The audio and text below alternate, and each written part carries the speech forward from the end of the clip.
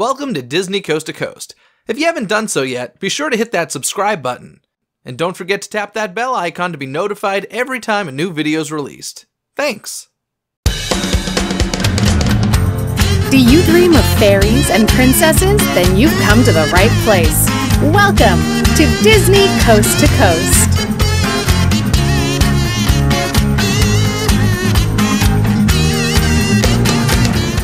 Hey folks, and welcome to Disney Coast to Coast, the ultimate unofficial Disney fan podcast. I'm Jeff DePaoli, and today on the show, I have my very special friend with me, Mr. Riley Costello. Hello, hello. Thank you for having me. You were actually on last Wednesday's episode, but kind of not planned. Oh, seriously? That's the one where I called you? Yeah. Oh, right. Yeah. Right. So, I thought you meant one of the trivia episodes. No, you did a trivia. You've done a trivia a couple times. Yeah. But last week, I had Adam on from Star vs. the Forces of Evil, and we were talking about the TV show Dinosaurs, and I was trying to call your partner to ask him since he's a Muppeteer, and then I ended up talking to you, and yeah. So I did not expect it either. It's great. I was editing it recently, and I was like, oh, this is wonderful how random. I'm sure there's a lot of me just going like, I don't know. I was not prepared for this. That's exactly what you said, and you were very confused, and it was wonderful, but have you spoken to Johnny about this question? So if you're not sure, first of all, go listen to last Wednesday's episode. But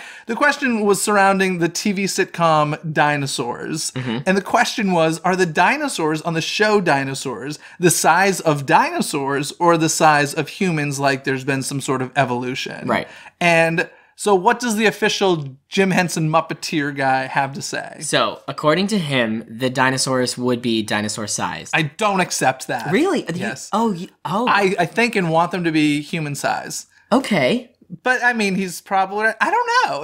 He probably is, but... my guess is he's probably guessing. I kind of want to watch you guys argue over this, though. We'll do a whole episode. I want you to get, like, a very heated discussion about this specific argument. Let's get Johnny on here, and we'll do an entire episode about it. Sounds good. Actually, I've got to get Johnny on here soon, so that is definitely going to be a point of discussion when he comes. Oh, anyway, that is not why we're here today. We're here today to talk about, actually, this was an idea brought up by a viewer. His name is Blake Racelot. He left a comment on YouTube. It was on one of the Prime Time at the Park episodes. And he said, I know that this isn't a sitcom that went to a Disney park, but will you guys please talk about the Brandy, Whitney Houston, Cinderella that was on The Wonderful World of Disney? So Blake, this episode is for you. And I've got to tell you, when I read this, I was like, absolutely. And I know exactly who I'm going to do it with. I was going to say, first of all, thank you. Because thank you. And thank you, Blake, because this, honestly, for me, like, when I say I watch this every day as a kid, I am not kidding. You can call my family. They will tell you that every single day I watch this movie. It is such a part of who I am. I'm like maybe the biggest fan of this movie. And I'm just so happy to be here talking about it. Great. So let's get to... Actually, I'd be offended if somebody else was here. That's really what it is. Like I was actually scared that you would hurt me if I didn't invite you for this, so that's why you're here. Probably correct. But let's get to today's dialogue. It's time to dive into today's Disney dialogue. Okay, so we literally just watched it, and it's been a while since I've seen it. It's definitely one of those things. It was from not exactly my childhood, because I'm older than you, but a time where I remember everything about it. Right. But it was so much fun to rewatch, and it actually got me really excited. Like, it's good. If you don't know what we're talking about, this was part of... watch it again. It was part of The Wonderful World of Disney. It was produced by Disney and Whitney Houston, starring Whitney Houston and Brandy and a bunch of other stars that we'll be talking about. And the year was 1997. You can still get the DVD on Amazon. I believe if you look on YouTube, you might even be able to find the entire special. Oh, probably. I think so. But let's just talk a little bit first about The Wonderful World of Disney, which is what this was part of. You must have grown up with The Wonderful World of Disney, totally, yes? Totally. Okay. Now that has a very interesting history because it went through basically every major network. The whole Wonderful World of Disney thing was on ABC, CBS, and NBC at one point. Went through a ton of different name changes. I just want to go through those real quickly. The original was Walt Disney's Disneyland, which is what was a big promotion for the park. from 1954 to 58. Then it became Walt Disney Presents from 58 to 61. Then Walt Disney's Wonderful World of Color from 1961 to 1969. Then The Wonderful World of Disney from 69 to 79. But then it switched to Disney's Wonderful World from 79 to 89. And then it became known as simply Walt Disney from 81 to 83.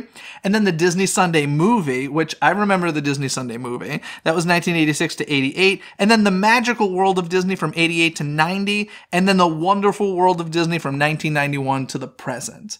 And at one point, this was a weekly Sunday night thing. Now they're very rare. We'll get them like for the 60th anniversary celebration special. That was part of the Wonderful World of Disney. And yeah, they went through a whole resurgence of these like in the 90s. I think it's time for another one. Yeah, and some other fun trivia about it is these shows have had two hosts through the years. First one was Walt Disney, of course. And then the one I grew up with, Michael Eisner. Do you remember Michael Eisner? I do, actually, yeah. Yeah, introing these. I loved them. Yeah. I was going to say, so in like 1983 is when you got upset because they dropped Walt off of In 1983, I was barely alive, so I really wasn't thinking about that. But yes, if I had been a mature adult, looking back, I would have been like, oh, they dropped the Walt from it. Exactly. Yes. Are you mocking my Walt Disney World? Just a little. No, don't. Just a little. Don't ever on Sorry, this show. this is your show. Anyway, I have to ask, was this your introduction to Rodgers and Hammerstein's Cinderella? Because this is based on the classic musical theater piece, Rodgers and Hammerstein's Cinderella, not Disney's. I do not think it was, actually. It's possible that it was, but It's possible. It's possible.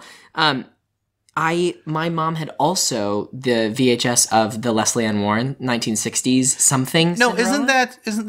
that's the Glass Slipper or something? No, it's for sure Rodgers and Hammerstein's Cinderella. It's Cinderella? Oh yeah. I know of the Julie Andrews one. That was a film of, I believe, the stage show. No, it was a TV movie. It was a TV movie, but it was not that was earlier. Yeah. Okay. And Leslie Ann Warren did a did a Cinderella. TV special movie, much like this one, where it was a made-for-TV movie. Okay. I think it was made for TV. We have to double check this, but it's also great. It's like very dated.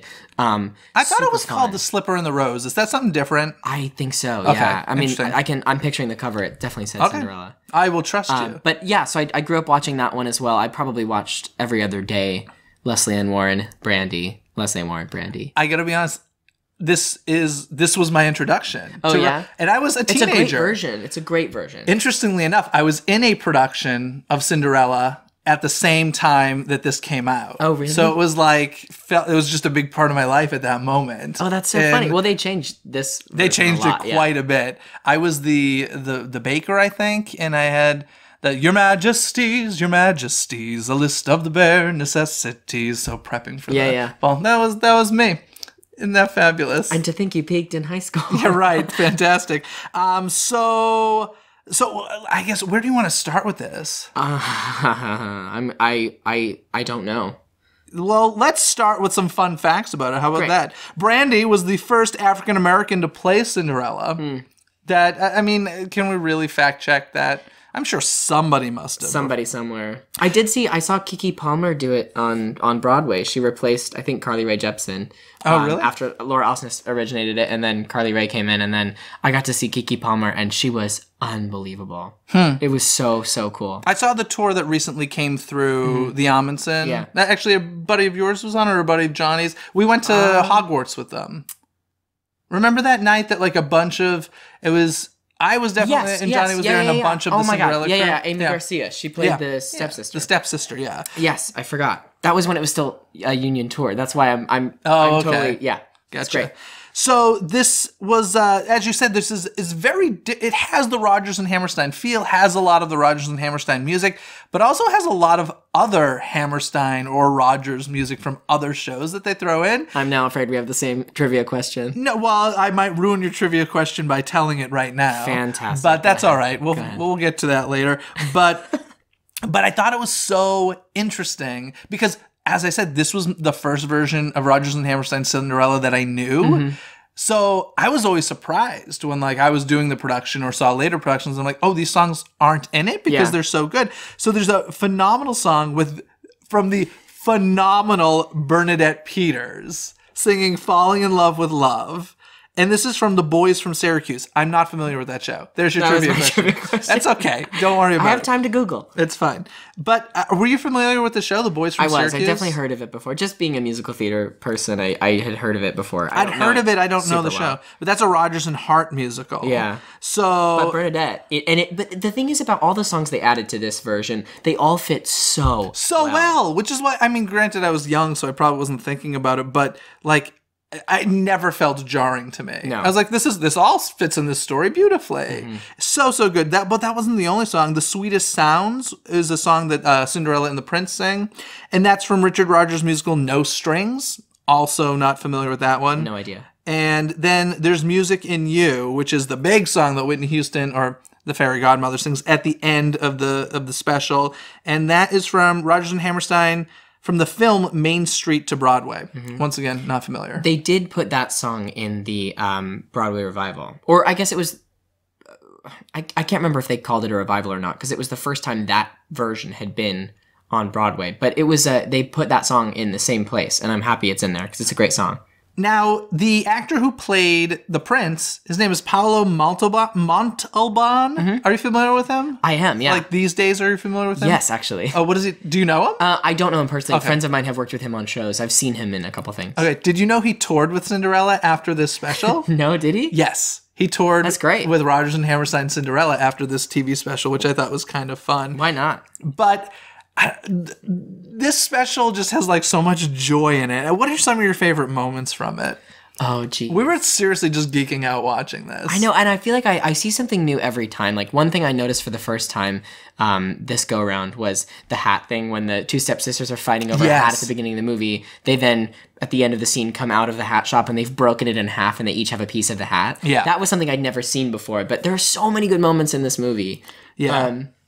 The music is like phenomenal. First of all, from the moment this started, I actually got really excited because it had the old Walt Disney home video opening, and I was like, oh my god, like seriously, I just ended up in a time machine. It makes me over so this. happy and so safe. So safe. That's a really good way of putting it. It is. But the music in this, like the orchestrations overall, phenomenal. They're And brilliant. You know what drives me nuts is they never came out with an official album. No, but it's definitely on YouTube. I've got it. Okay. Oh, you do? Yeah, I've got it down. It's on my No, the iTunes. and orchestrations are phenomenal. It's such a good update of the score. But it's so crazy because everything now, from all of the live TV musicals, by the way, like this was 97, way before those live TV musicals, which you've had a little experience with. In fact, isn't it the same producers? Yeah, they Neil Marin and Craig Zadan worked on this as well. They were producers on this as well, and they produced Hairspray Live. Which you I was in. played. Brad, there we go. And yeah, so like this was before that trend. Mm-hmm.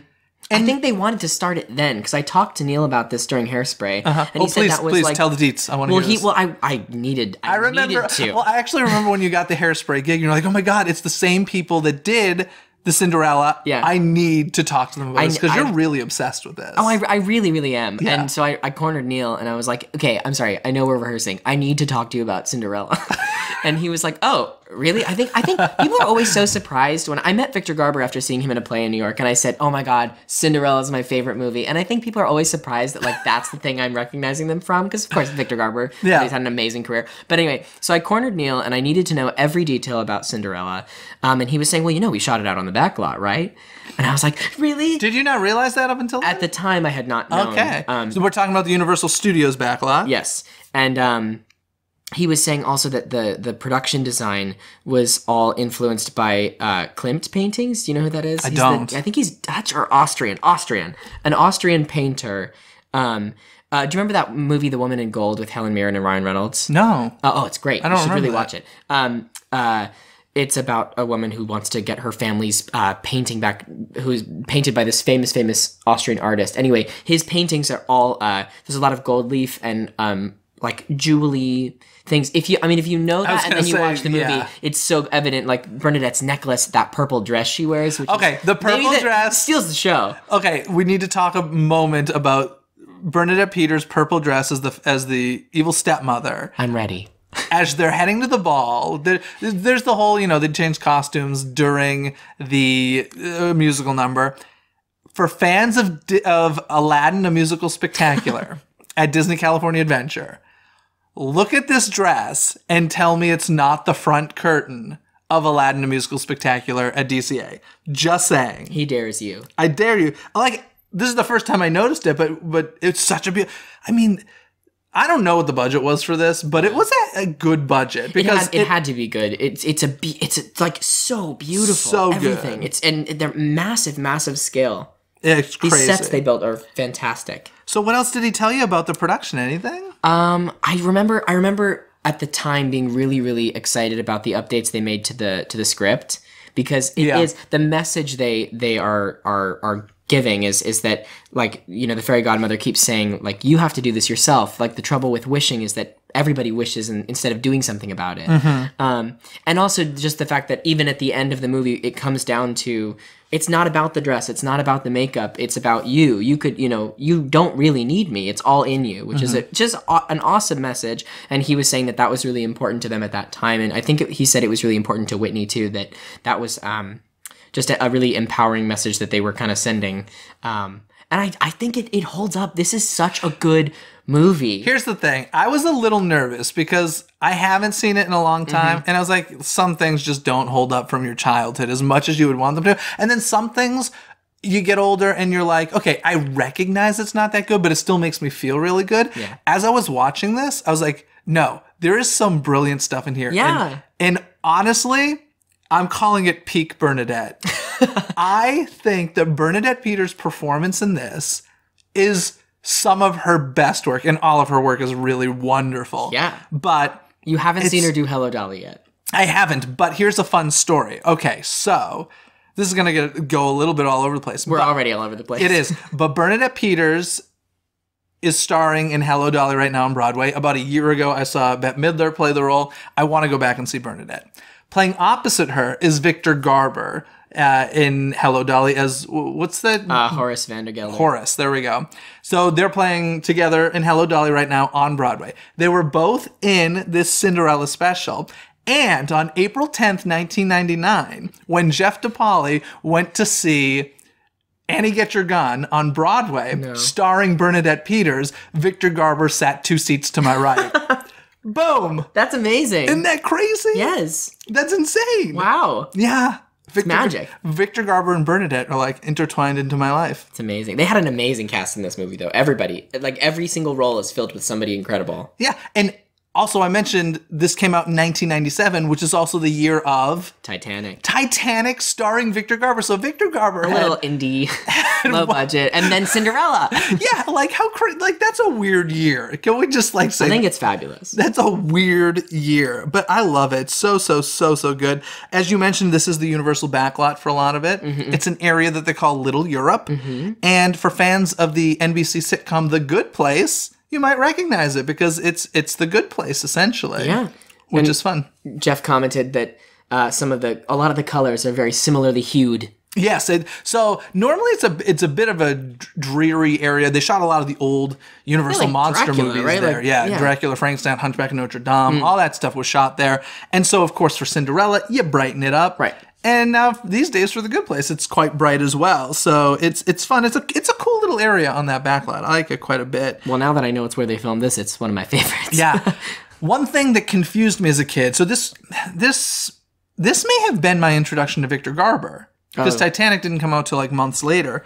And because of that, I remember seeing this and thinking to myself, oh, poor guy can't sing. Because they didn't give him a song. They let Whoopi sing. They don't let Victor Garber sing. Yeah, they let Whoopi sing, who, let's face it, mediocre voice. Listen, Sister Act is fantastic. Sister Act is fantastic, but I don't think she has a great singing voice. I will listen to her do anything. She's Whoopi Goldberg. Fair enough.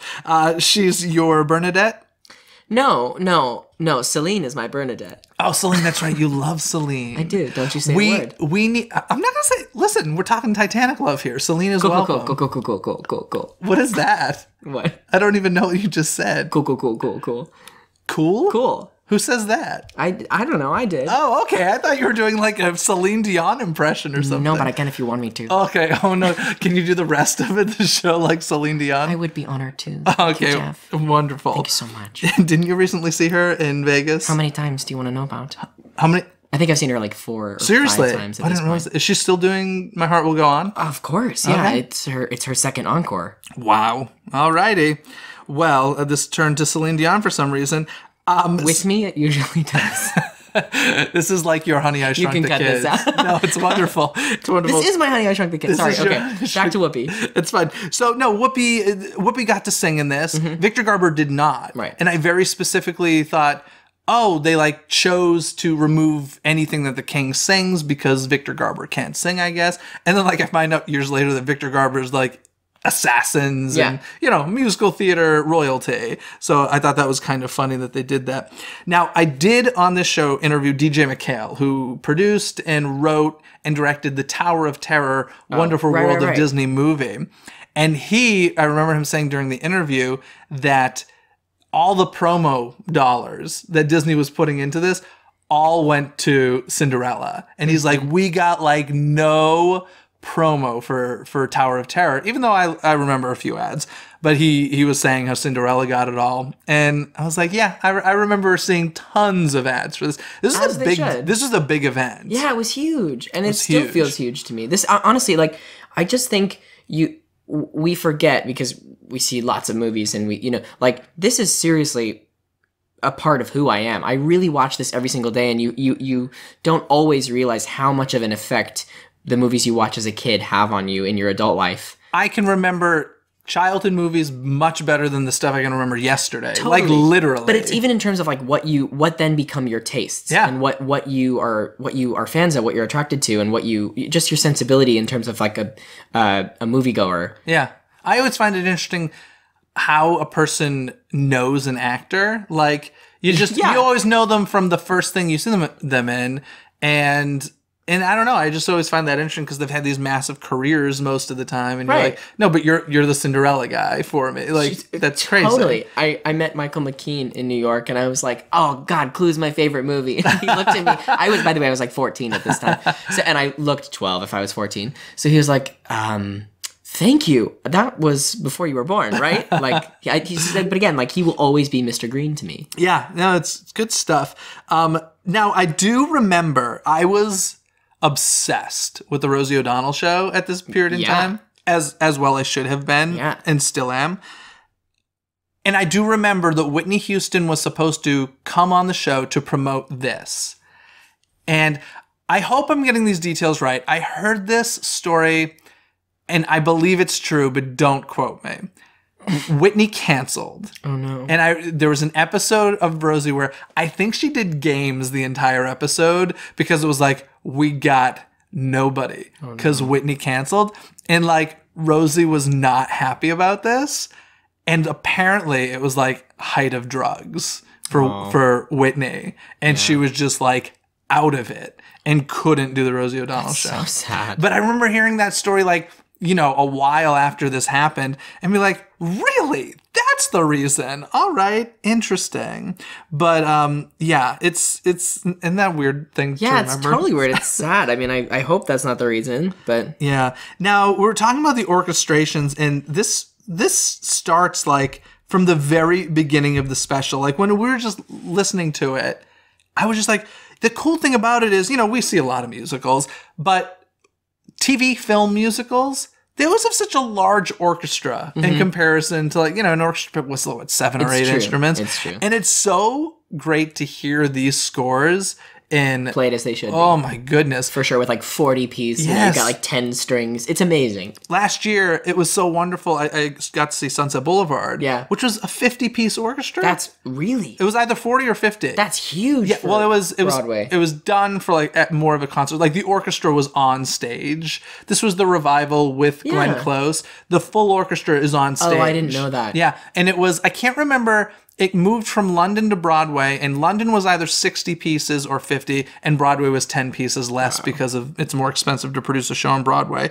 But yeah, it's great to hear these scores like the way they're supposed to be played. I actually have the complaint. This is going off on a little tangent, but go for it. Hello Dolly on Broadway right now. You've heard the cast recording? I have heard bits and pieces. Okay. Have you heard the, I want to say 94 Carol Channing cast recording? Yes. Okay. so much better. And I hate to say that because I love the production that's on Broadway right now, but like it's such a full orchestra in that I think it's 94 version. I'd be so curious to see who orchestrated and everything. Yeah, for the current one? Well, both. I'm curious. Yeah, I'm not sure. I have so many little notes about Bernadette Peters just because I really thought seriously, watching this just now, I was like, oh my God, she's hilarious and evil. Yeah, she's brilliant though. She can play absolutely lovable or absolutely miserable. Yeah, like she's so good at this role. She's really good at this role. From the very beginning, her introduction, the way she walks onto the screen. She can't walk in the heels on the cobblestones. She's on cobblestone in heels, but also like she has the tightest bottom to a dress you've ever seen in your life. She's basically taking baby steps on cobblestone. I actually wonder, she must have had to rehearse that, I would assume. That cannot be an easy thing to do. Yeah, or you get to the set on the day of shooting and go, uh-oh. Yeah, right, exactly. She has a fantastic scene where she's trying to tighten the corset of her daughter. Yeah. That cracks me up. As I said, this is peak Bernadette. She has a great line. This isn't about love, it's about marriage. Yeah. I love that. She gets really feisty in this. In fact, I see a little bit of the Into the Woods witch in this performance. Yeah. She's so right for this. In the same way that I think Cate Blanchett was fabulous in the live action remake. Oh, were you a big fan of that? I was, but again, Cinderella's like my thing. Yeah, so. and speaking of your thing, you did mention, you did trivia on a Princess Pondering episode of Disney Coast to Coast. I for sure did. And you had mentioned that, how old were you when you went as Cinderella for Halloween? I would believe I was 3 years old. 3. And yes, I did go. Did you see it? I did. I saw it a little bit. Listen, so you didn't have a picture last time. I didn't, because I always, every 6 months, it comes up in conversation, and I text my mom like, "Hey, can you send me the Cinderella picture?" And I told her I would save it this time, and I did. I'm holding it in my hands. Let's see this. I don't want to alarm you, but you may fall in love with the gorgeousness. This is drag queen Cinderella. Baby drag queen.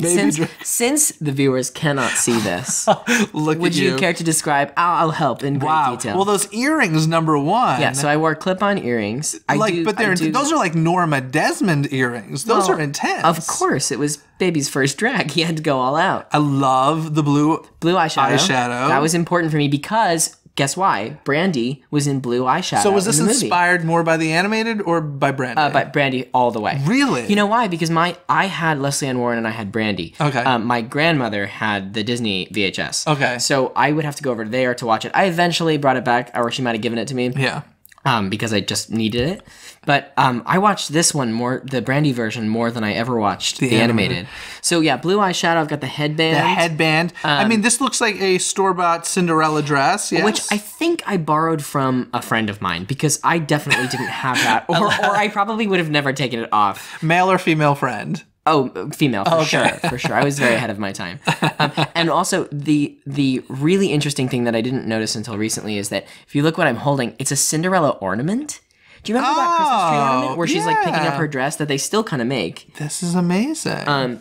She's beautiful. And just to top it all off, my brother that year is going as a football player. And the funny thing is, I thought that this was a cat on your shoulder for a second, and then I realized it's your brother's hand. It's a demon's hand. Yes, I think it's actually like a football glove. This is precious. I hope this is framed and hanging somewhere in your mom's home. It should be. You don't look so happy though. Was this before or after trick or treating? Probably before, because the little buckets are empty. But I'm sure this is thrilling to listen to, by the way, because you can't see what we're talking about. However, commonly in all of my baby pictures, I either look like a frustrated old man or like completely deadpan face. I think that's my I Feel Fabulous face. It just looks, I'm giving you the television and film version of I Feel Fabulous. I love it. Not the theatrical version. That's fantastic. Yeah. Well, thank you for sharing that. I'm so happy. We've talked about it enough, actually, between us. Well, if you text it to me and give me permission, I will tweet it to the viewers. You can sit and think about that. I know. I think I gotta. I don't know when the right time is to share this with the world. I think the world needs to see this. Are they ready? because this is a lot. I think they're ready. This is a lot of magic. I think it's wonderful. And anyway, now that we're done with that. Back to the Cinderella special. I know one of your favorite sequences is the whole ballroom sequence because of the choreography. Yeah, it's beautiful. So talk a little bit about that. Well, do we find out? I think it's who choreographed this. Is it Rob Marshall? I don't know. I think it's Rob Marshall. You talk about it, and I'm going to look it up that before we publish this. Go ahead. I'm looking it up. Just the choreography, the dresses that the other women are wearing in the ball when they're just swirling around. There's all these lifts. It's absolutely beautiful. And the thing that I noticed, they're getting tossed around. Yeah, they really tossed are. Around. They are. And the thing I noticed this time is that almost the entire 10 minutes ago sequence is shot in one shot. Kind of swirling around Prince Charming and Cinderella. They do cut for each of their verses respectively, but they're long shots, and you don't realize how fast this poor Steadicam guy is like moving around them. Yeah. Because they're flying on the dance floor. It's absolutely beautiful. And I just love there's this one epic shot where we're on all of the people dancing, and the camera goes up and over this wall. And on this balcony by the clock tower, there are other couples dancing, and then you go over them, and all of a sudden you're in the garden, and there's Prince Charming and Cinderella. It's a big set, as you said. It's huge. It's absolutely huge. So did you find it? I didn't. I mean, I'm on the IMDb, but I don't see choreography anywhere. Music department, director, writer, cast, producer, cinematographer. Right, I have to look this up. Who choreographed this? I don't know. I think it's Rob Marshall. Now, you also noticed something very good eye on this, because I didn't catch it at all. You caught the ballroom actually doubles as a set piece. Choreographed by Rob Marshall. There we go. Amazing. Thank goodness. Thank goodness. And bravo, Rob. Yes, so I noticed that it looks like they reused the set for the ballroom, which is massive, but they use it as an interior courtyard and the exterior courtyard of the front of the castle entryway. Yeah.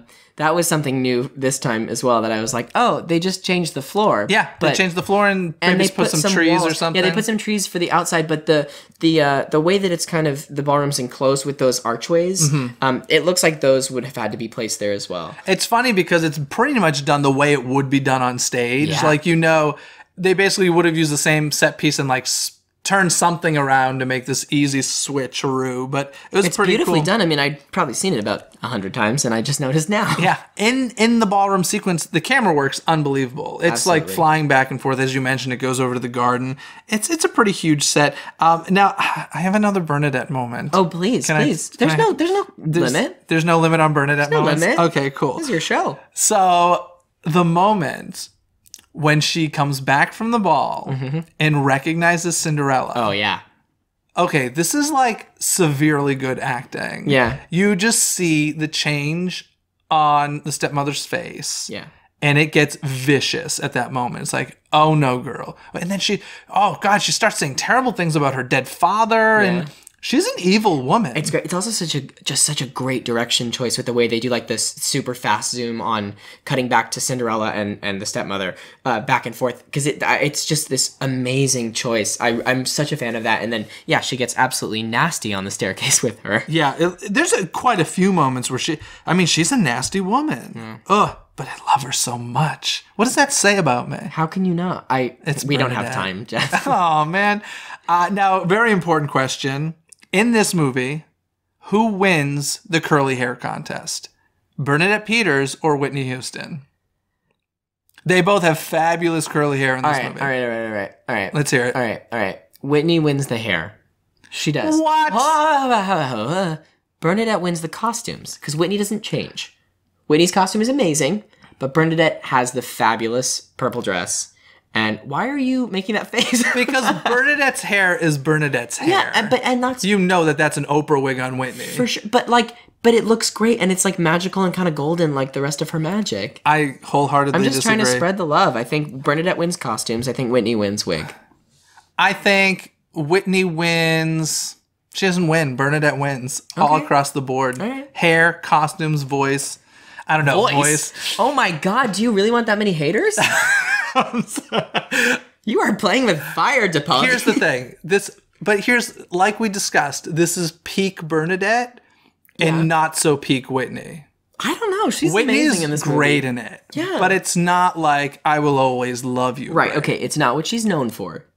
It's not even what she's known for. I'm just saying in vocal quality. I think it started... So here's the thing when it comes to female voices. This is my opinion, I will say. Younger female voices sound very similar to me. And then they hit an age around 50 where it becomes mature and there's some really beautiful character to the voice. Yet they still are young enough to have like full vocal range, actually hit a few lower notes, have this beautiful range. That's around 50. Then you get a little bit over that, and then you start to lose range. So, like, I feel like the 50 range is perfection for most women. Of course, this changes. But Bernadette was, like, sitting there, and Whitney, although not 50 or over 50, had a deteriorated voice. It's fabulous. Yeah, it but it's show. not peak. It's not peak Whitney. All right. Fair enough. You are so entitled to that opinion. I do think So you there's disagree? Actually, no, I don't. I don't think I disagree. I don't know that I disagree. I don't really have. Do you like an older woman's voice or a younger woman's? I don't know. I'm attracted to, like you said, I love character-y singing. Like, Yeah. I like when people have a sound. Like I would, rather than listening to, I'm in the musical theater world. I know a lot of fantastic singers.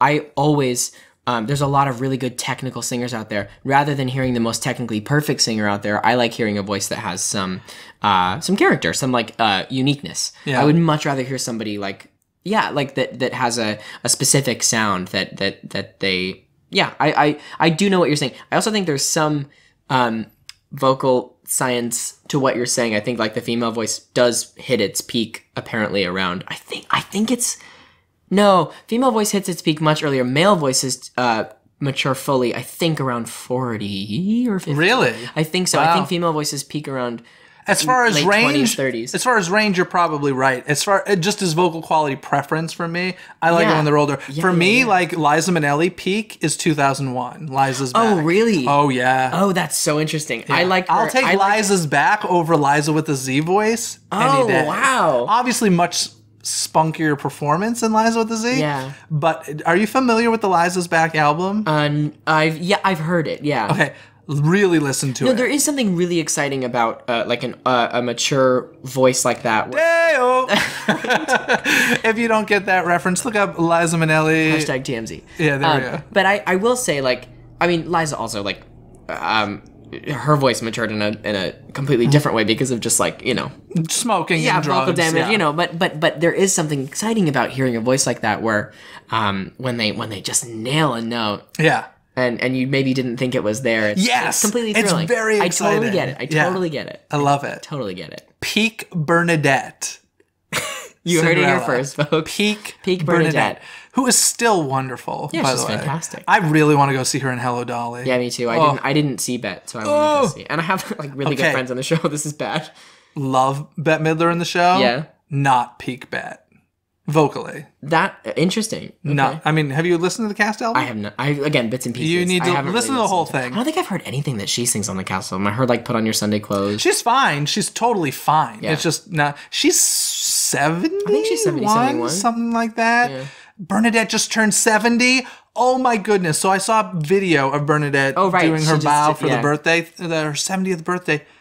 Looks the exact same as She really Cinderella, does. She really does. which was what 21 years ago. I want to age like Bernadette.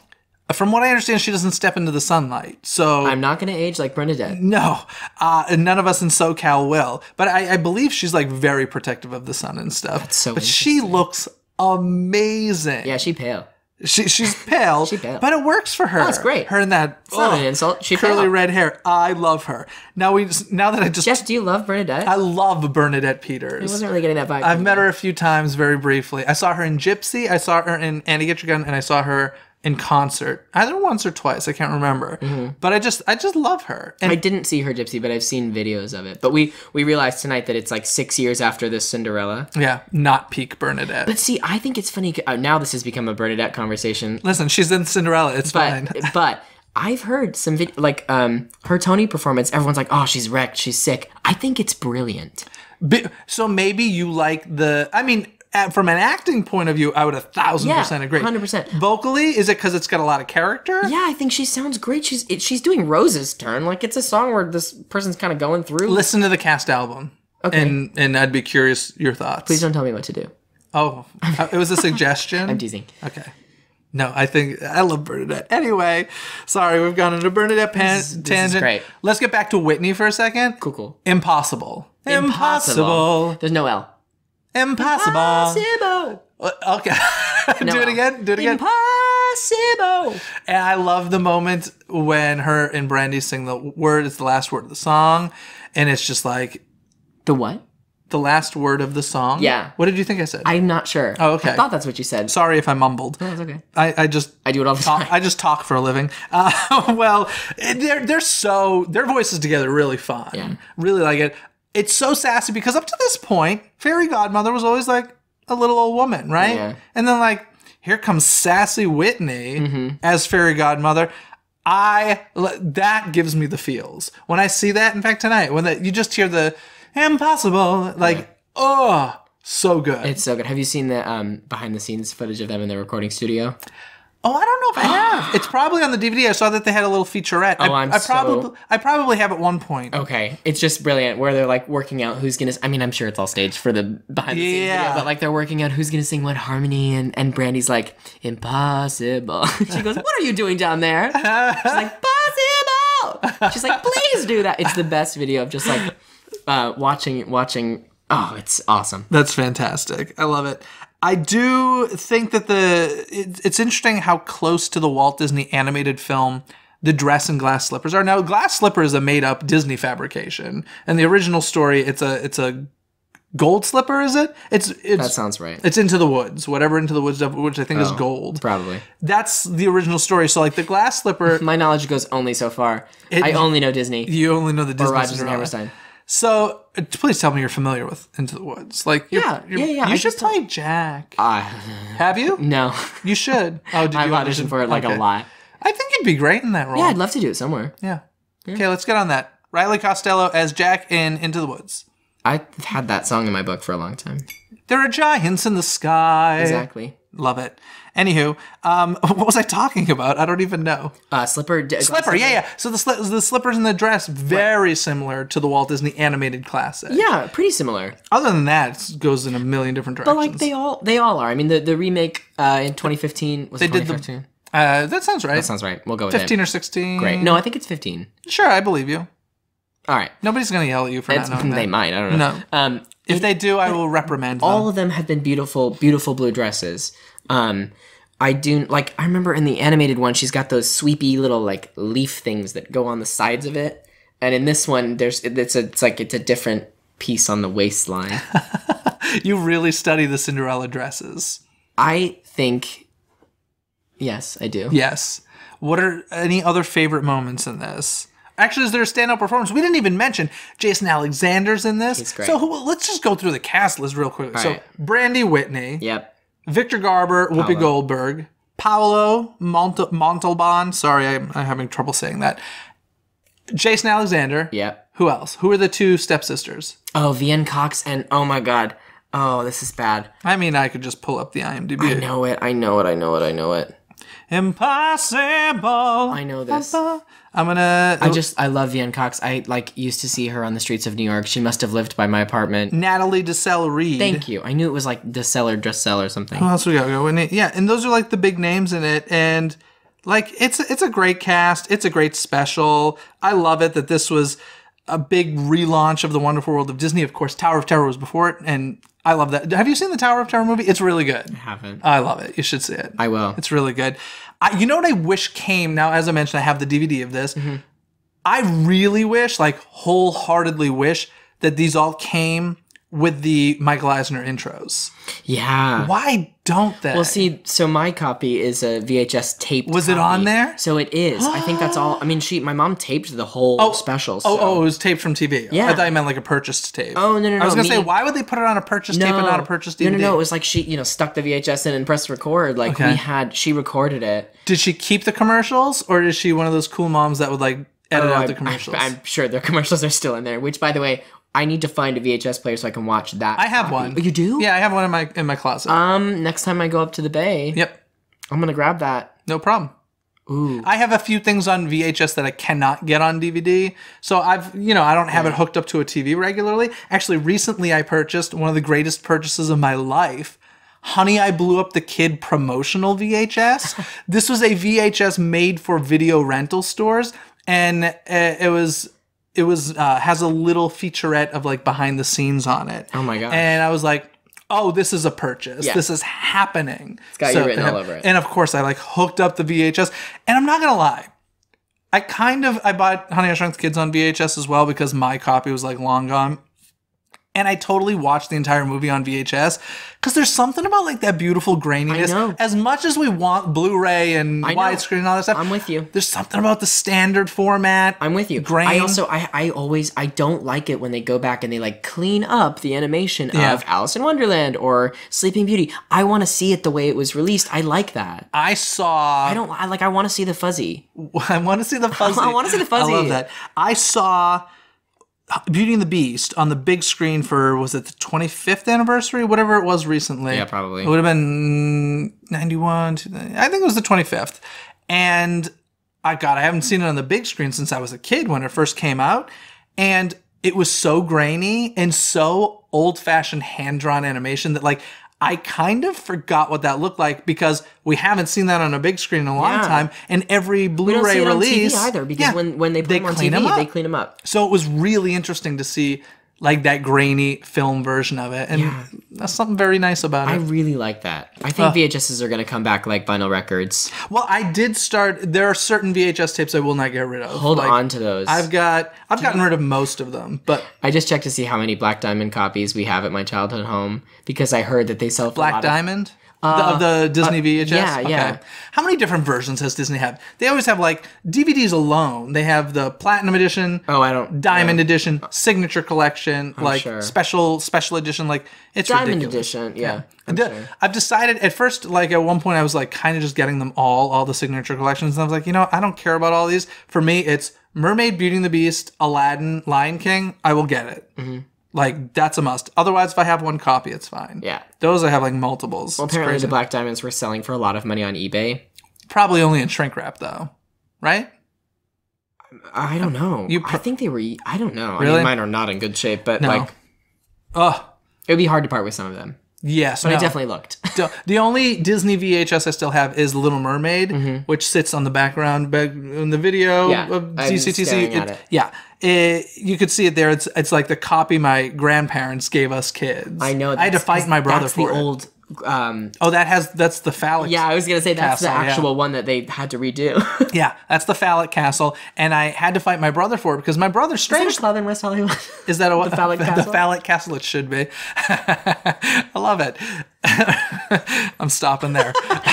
But my brother, interestingly enough, not the biggest Disney animation fan, but likes to collect stuff that he feels like will be worth something. So I let him have all the old VHSs of Disney stuff because I'm like, I got them on DVD and Blu-ray now.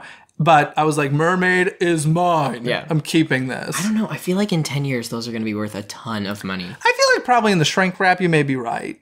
But I don't know. I want them to be used. You want them to be used? That's the way you want it. Anyway, is there anything else you want to add about Rodgers or Hammerstein's? What's it? Disney and Whitney Houston present Rodgers and Hammerstein's Cinderella, the 1997 Wonderful World of Disney Spectacular. Yeah. Longest title ever. Bring it on. Yeah, probably. I'm such a fan of this movie. I love the transformation scene's like always my favorite. Again, especially with like the updated dialogue of like what she's saying to her in between all these things. Like, just I can't remember them off the hand, which is I'm ashamed of myself. But no, we were talking about this film does hold up really well as far as entertaining goes. Yeah. CG effects, not so much. The computer animation is about half and half. Yeah, you're a little bit more forgiving than me. To me, it's hard for me to find fault with this movie. Totally, yeah. I acknowledge that. It's fine though, but like it's very animated. Like the realism isn't there, and that's okay. Like it's a fantasy world, but it's like, okay, this was like early CG on TV type of stuff. Stuff that like if we saw that on Once Upon a Time today, we'd be like, what are you doing? But what? No, you can say it. Don't give me looks. Just say it. I feel like some of the stuff on Once Upon a Time. I don't know. I don't. Also, I haven't watched. I haven't watched in a long time. Years. I think I stopped after season 2. Did you see that Leota is now a character? Are you serious? Madame Leota is it's ending. They have reached the they should have ended a long time bottom ago. of the barrel of characters. Yeah. That's not meant to be an insult. They got Leota? Yeah, they got Madame Leota. It's interesting, isn't it? Wow. As soon as Belle and was it Mulan came, I was like, cool, I'm good. I dropped it, I think, after season 1, but then I tuned in slightly when Anna and Elsa, or was it just Elsa was introduced? Maybe both. I can't even remember. Know. And I was like, I should see that. So I checked that out. And and then they did a musical episode. I did see those ever. clips, and I will not comment on that. It was the worst ever. That's the comment. What? You can't comment. So the CG pumpkin somebody? in the transformation. Okay, he must know somebody. No, I don't think I do. The CG pumpkin in the transformation of Brandy and Whitney's Cinderella. Yeah. It starts out like pretty okay. When the pumpkin's rolling around, you're like, okay, yeah, that's old CG, but like, I buy it. As soon as it reaches that entryway where it becomes the carriage, you're like, okay, now I see like the Dell laptop version of like CG. Like it looks like. Do you remember? Oh crap! What is it? Kids Paint. Kids Paint. No. Wait. Oh my gosh. Is this a computer program? Yeah, it was in elementary school. When I was in elementary school, we didn't have computers. Stop yelling at me. Well, there was a computer lab, and they were like those old, like 10-foot long computers. Not really. Kids Paint. Is that it? I don't remember Kids Somebody's Paint. gonna have to tweet me. Kids Paint. I think. Sure. I'm looking this up. He's looking up Kids Paint. This is gonna bother me. But in any case, the pumpkin transformation, the carriage, final steps. It's kind of like they ran out of time. They were like, "Oh, we got to get this going." Well, it is a TV special. And they had a lot of Whitney Houston flies a lot with half a body in this. She sure does. She's more of an. I guess she's a guardian angel, so it makes sense, right? Yeah, of course. I also like that, like, we're talking about CGI and everything, those beautiful little spirals and triangles that are all around her. You can love it. Kind of see, like, the edge of them at all times. Well, but I thought you were going to talk about the edge of the set for a moment. Oh, go ahead. A couple of times watching this, this breaks my heart. You could see where the backdrops were hung from because, oh my goodness, this is no blue screen. This is classic painted backdrops. Oh, yeah. In this special, which are beautiful and such a lost art. And not to go back to Hello Dolly, but I'm going to go back to Hello Dolly. That's one of the best things about that production is the best word to describe it for me is so refreshing because it's such an old-fashioned production. There's no LEDs or digital screens or anything. It's just painted backdrops, which you don't see anymore. I'm a big nostalgia guy. So it was fun to see those there. Not so fun to see the rods they were hanging from. Yeah, there are two parts in the movie that we saw. There might be more, but we were looking a little bit. There's one where the prince is running up the staircase to go find her with the slipper, I believe. Yeah. And it just, right at the end of the shot, it just pans up a little too high. Yeah. And top left corner of the screen, you get a little bit of a drop hanging on a bar. And somebody, I'm sure, saw that and said, nobody will notice. And then they didn't realize that Riley would watch it every day. So for sure, yeah. So yeah. So there's that. And then there's another one that was questionable because I don't know if it was like a rooftop overhang or some equipment. Could be one of the it's other. Equipment because when you look at the front of the... Let's pretend it's not. Great. Okay. I mean, I still believe in the magic. Don't worry. Anyway, I think we've gone off the deep end with Cinderella. We started in the deep end. Yeah, we kind of did. It's fine. I hope you enjoyed. This is an episode of passion, whether it's for Cinderella or Bernadette Peters or any little thing in between. Yeah. It's full of passion, but I think that means... It's trivia time! All right, Riley, do you want to hit me with a question first, or shall I hit you? I think you should go first, actually. Okay, well, as I mentioned, Victor Garber stars in this Wonderful World of Disney special. Huh. Do you know the answer already? No, I'm actually nervous. Okay. What other Wonderful World of Disney special did Victor Garber star in? Is this really obvious that I'm going to be embarrassed that I don't know it? I mean, I don't know if you've seen all of the Wonderful World of Disney's, but it was a starring role in this other Wonderful World of Disney. It was a musical. Oh my god. It was 1999, I believe. Okay. So 2 years after Cinderella. Okay. Can I have a hint? I just gave you like 3 hints. Did you really? I just told you it was 1999. Well, that's not like I need like a theme hint. It's a musical. Okay, fair. Is it a musical based on another musical? Is it like Disney? No, it's a Broadway musical. It's a Broadway musical, and they did it on For the television. Wonderful World of Disney. Kathy Bates is also in it. Cool. Oh, I know what this is. What is it? He was in Annie. He was in Annie. He was Daddy Warbucks He's in Annie. Daddy Warbucks in It took me Annie. a second. There we go. So yes, he did that, which I also loved, which shot over, I think, the Warner Brothers lot for a lot of that one. Extra trivia question. Do you know who choreographed Annie? The Disney one? Yeah. Was it Rob Marshall? It sure was. Okay, there we go. Easy Street. Yeah. I just remember that number. Is that the that wasn't the no the TV movie? Yeah, the TV movie. Yeah, the TV movie. The one with Kristen Chenoweth Yeah. and Alan Cumming. I really like that version. It's good. I like it better than the actual... Than Blaney? Yeah. Oh, or... Wait, no. Oh, okay. I like it better than the original VHS of Annie, like the original movie. I haven't seen the original in a long time, but I do remember. Oh my god, yeah, Audra McDonald. Audra plays. That's a good soundtrack. Yeah. No, see, I like that. That Yeah. TV movie version of that Annie is amazing. It's a good soundtrack. I also really enjoyed the fact that she had like a cute little bob and not the curls, which is probably sacrilege, but whatever. Anyway, Jeff, yes, let's hear the trivia. do you know Maybe. Prince Christopher's Full name. name. Cut the crap. No. No. Da da da da da da da da da da da da bum bum ba ba dun dun dun dun dun dun dun dun ba dun dun is giving a ball. Okay, I have no idea. Do you at least know the last 3? That would be Yeah. the last Francis? 3. No, there is a name in there that's kind of close to that. But not in the 3, not in the last 3, so forget it. I don't know. Just hear it. Let's hear it. This is terrible. His Royal Highness. Christopher Rupert. Yeah.